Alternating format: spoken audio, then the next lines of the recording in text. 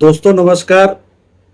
UGC NEET 2026 का paper leak हुआ और 23 लाख से ज़्यादा विद्यार्थियों की जो परीक्षा है वो खराब हो गई, उनका भविष्य अधर में चला गया। इस मामले में अभी तक 10 लोगों की गिरफ्तारी हुई है, जिसमें से अधिकतर कोचिंग संस्थानों से जुड़े हुए लोग हैं।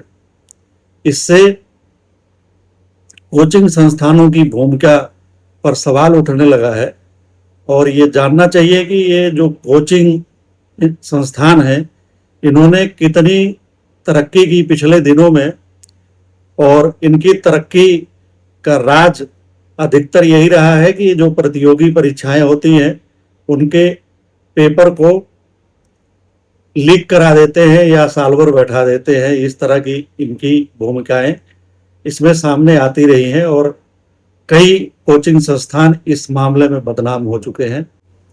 किसी भी परीक्षा में गड़बड़ी होती है तो उसमें किसी न किसी कोचिंग संस्थान का नाम आ ही जाता है। किसी कोचिंग संस्थान में पढ़ाने वाला टीचर पकड़ा ही जाता है। किसी परीक्षा का पेपर लीक करते ही किसी भी साल भर गैंग लगा देते हैं। इसके बावजूद सरकार कोचिंग संस्थानों पर मेहरबान है। इस मेहरबानी की वजह कोचिंग संस्थानों का सियासी कनेक्शन कहा जा सकता है। नीट में पकड़े गए आरोपी अधिकतर राजनीतिक पृष्ठभूमि वाले होते हैं। इनका ध्येय देश का भविष्य खराब करके पैसा कमाना होता है।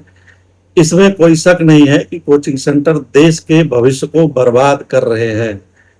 इनकी वजह से शिक्षा की दुर्गति हो गई है, शिक्षा महंगी हो गई है, आम आदमी की पहुंच से दूर हो गई है। युवाओं को सफलता के सपने दिखाकर कोचिंग संस्थान अध्यापकों का खून चूस रहे हैं, उनकी कमाई को दीमक की तरह चट कर रहे हैं। सफलता की फिर भी कोई गारंटी नहीं होती है। इनकी वजह से आए दिन बच्चे खुदकुशी कर रहे हैं। इन्होंने बच्चों को तनाव के सागर में फेंक दिया है। भारत में कोचिंग धंधा बन गया, उद्योग बन गया है और कुछ सालों में तेजी से बढ़ा है। वर्तमान में यह 58,000 करोड़ से 85,000 करोड़ रुपए का सालाना कारोबार कर रहा है। इतना बड़ा उद्योग हो गया है। यह उद्योग मुख्य रूप से जेई, नीट और यूपीएससी जैसी प्रतियोगिताएं परीक्षाओं के लिए छात्रों को अत्यधिक प्रतिस्पर्धी बनाता है, उन्हें तैयार करता है, सफलता की गारंटी देता है, उनके सपने बेचता है। कोचिंग उद्योग 2020 के बाद से लगभग 300% बढ़ा है, जो डिजिटल और पारंपरिक तरीके से पढ़ा रहे हैं। धन्यवाद, नमस्कार।